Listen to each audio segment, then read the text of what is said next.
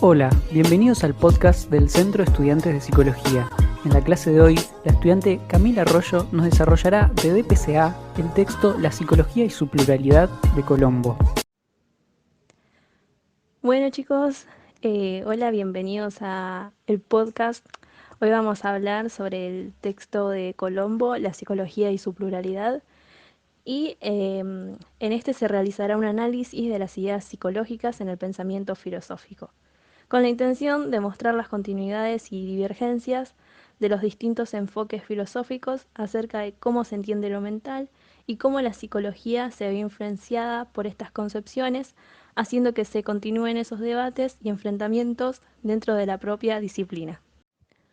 Al pensar en qué es la psicología, se nos plantea desde el comienzo la falta de unidad de nuestra disciplina. Esto se debe a la diversidad de enfoques teóricos y a la variabilidad de métodos utilizados. Por eso, para entender el surgimiento de la psicología como ciencia independiente, es necesario que podamos comprenderla a partir de los dilemas filosóficos de cada época. Así que comenzaremos con las ideas psicológicas en el pensamiento filosófico en la antigüedad griega. Bueno, empecemos con Platón. Él propone la existencia de dos mundos, el mundo sensible, que es el mundo de las apariencias, y el mundo inteligible, el mundo de las ideas.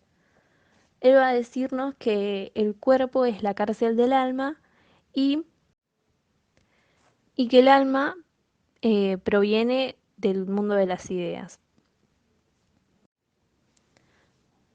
Por eso va a decir Platón que el hombre es prisionero de su propio cuerpo, condenado a un mundo de apariencias del que solo puede liberarse mediante el conocimiento propiamente dicho, o sea, la filosofía.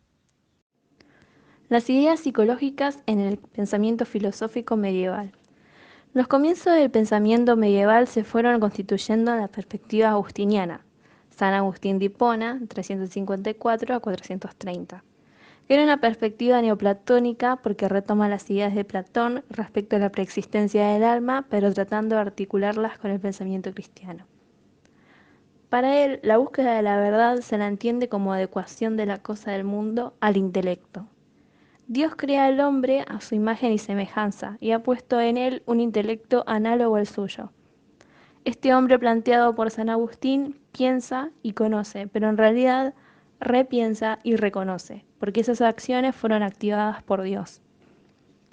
La filosofía de San Agustín dominó el pensamiento occidental durante los siglos VI y V. En los siglos venideros, desde el mediado del siglo XI hasta mediados del siglo XV, se va a consolidar el pensamiento filosófico y teológico hegemónico de la Iglesia Católica por medio del pensamiento escolástico. La principal preocupación de los escolásticos no fue conocer entonces nuevos hechos, sino integrar el conocimiento ya adquirido de forma separada por el razonamiento griego y la revelación cristiana. Ellos afirmaban que el mismo Dios era la fuente de ambos tipos de conocimiento y la verdad era uno de sus principales atributos. La fe era siempre el árbitro supremo. La decisión de los teólogos prevalecía sobre la de los filósofos. A pesar de todo, durante el periodo escolástico, la filosofía estuvo al servicio de la teología. No solo porque la verdad de la filosofía estaba subordinada a la de la teología, sino también porque los teólogos utilizaban la filosofía para comprender y explicar la revelación. Las ideas psicológicas en el pensamiento filosófico de la modernidad. Fuera de la religión, desligado de Dios, el hombre sigue aferrándose a la idea de buscar la seguridad, no ya respecto de la salvación eterna como acercamiento a Dios, sino como respecto de sí mismo y el mundo, que es lo que le queda después de la desligación a Dios. El hombre de la modernidad, frente a este planteo, queda aprisionado por la duda.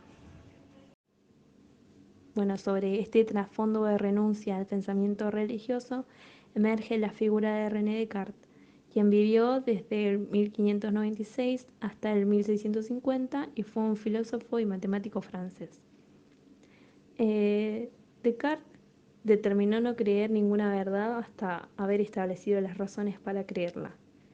y fue conocido más que nada por su famosa frase pienso luego existo, partiendo desde el principio de que la clara conciencia del pensamiento probaba su propia existencia. Él mantuvo la existencia de Dios. Dice que, bueno, él planteó dos clases de sustancias que constituyen el todo de la realidad.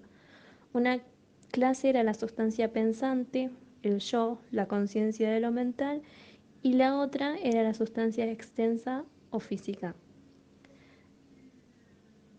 Y de este modo planteaba un profundo dualismo en las posibilidades del conocimiento humano.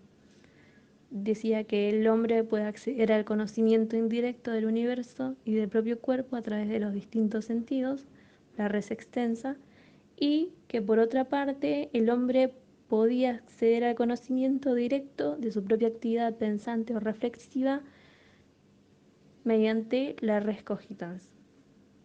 En esta actividad el ser humano se afirma por sobre todas las cosas en su ser racional. Es por esto que Descartes va a decir que el conocimiento del yo pensante se puede acceder mediante la introspección filosófica como forma de abordaje y al conocimiento del cuerpo se podía acceder por medio del conocimiento científico siguiendo los pasos del método analítico. En oposición al pensamiento cartesiano, vemos emerger el empirismo inglés representado por John Locke, David Hume y Francis Bacon. John Locke en el siglo XVII consolida su pensamiento como una reacción a Descartes. Afirmaba que el ser humano al nacer no tiene ideas y decía que era como una hoja en blanco sobre la cual la experiencia iba imprimiendo el conocimiento. Por su parte, Hume intentó probar que la razón y los juicios racionales son asociaciones de sensaciones o experiencia. A partir de la experiencia surgen ideas simples y también decía que toda idea compleja surgía a partir de asociaciones de ideas simples. Y por último, Bacon propuso que el conocimiento derivaba de la experiencia a través de la lógica inductiva. La epistemología de los siglos XVII y XVIII culminó en la obra de Immanuel Kant. Él mismo intentó lograr un compromiso entre empirismo y racionalismo, restringiendo el conocimiento al terreno de la experiencia a posteriori, pero atribuyendo a la mente una función precisa al incorporar las sensaciones en la estructura de la experiencia. Además, negó la posibilidad de que la psicología pueda llegar a ser una ciencia empírica por dos razones. La primera es que los procesos psicológicos solo varían en el tiempo y no pueden ser descritos matemáticamente.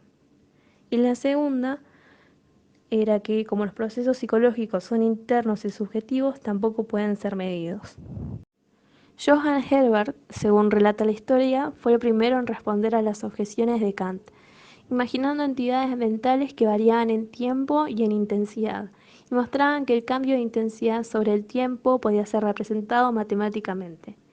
Gustav Fechner respondió después a la segunda objeción desarrollando procedimientos psicofísicos que permitían medir la fuerza de una sensación. Por último, Wundt combinó estas nociones, las unió a los métodos de la fisiología sensorial y experimental y finalmente en 1879 creó el Laboratorio de Psicología Experimental de Leipzig. Bueno, eso fue todo por hoy, chicos. Espero que les haya servido el podcast. No se olviden de seguirnos en nuestras redes sociales como Aldecico y hasta la próxima. Gracias.